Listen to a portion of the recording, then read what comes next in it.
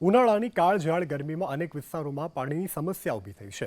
ત્યારે આજે વાત કરીએ જૂનાગઢ જિલ્લાના માળિયા તાલુકાના માતરવાડિયા ગામના ખેડૂતની કે જેમણે પોતાની વાડીમાં ગામના પાતાળ કૂવામાં પાણી પહોંચાડ્યું છે અને અનેક વર્ષથી ગ્રામજનોની તરસ બુજાવી રહ્યા છે।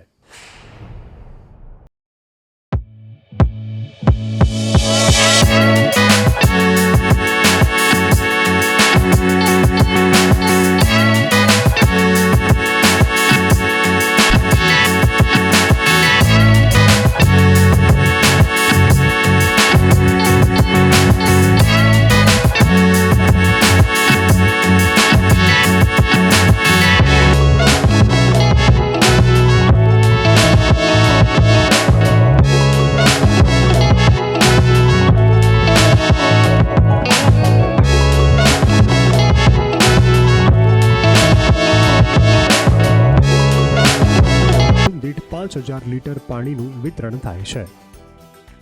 બેનો દીકરીઓને બધાને પાણી ભરવા દૂર દૂર લગન જવું પડતું, તો જયંતિભાઈ રવૈયા આવ્યા મારી પાસે। આપણી વાડીએથી કે તમે પાઇપલાઇન પાથરીને પાતાળ કૂવામાં પાણી ઠલવી દો ને હું ફ્રી ઓફમાં પાણી આપું છું, અને અમે એક ઝોનમાં 50,000 લીટર પાણીનું વિતરણ કરીએ છીએ। ગામથી થોડી દૂર આવેલા પાતાળ કૂવામાં પાણી ઊંડું ઉતરી ગયું છે અને આ પાતાળ કૂવાની નજીક જયંતિભાઈ રવૈયાની વાડી આવેલી છે, જેમાં કરવામાં આવેલા બોરમાં પુષ્કળ પ્રમાણમાં પાણી છે।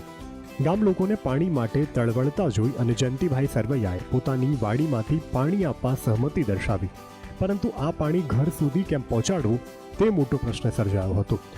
આ અંગે ગામના યુવાન અને સૌથી નાની વયના સરપંચ યશ ભાડેજા દ્વારા આ અંગે નિરાકરણ લાવવામાં આવ્યું હતું અને ગ્રામ પંચાયતના પાતાળ કૂવામાં જયંતિભાઈની વાડીમાંથી પાણીની પાઇપલાઇન ફિટ કરી અને પાણી પહોંચાડવામાં આવ્યું।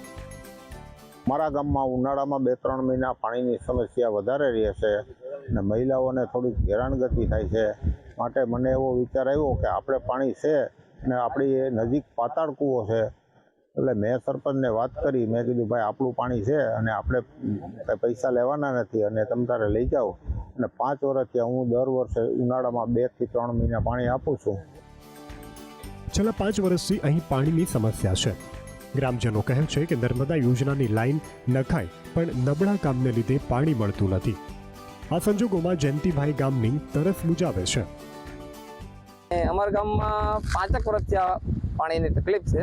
સરકારશ્રીના પાઇપલાઇન નર્મદા પાઇપલાઇન નખાણી છે, પણ એ કામ બહુ નબળાના હિસાબે પાણી પૂરી શક્યું નથી, એટલે જયંતિભાઈ ફ્રીમાં પોતાનું પાણી આપ્યું છે। 5 વર્ષથી પાણી ગામને આપે છે।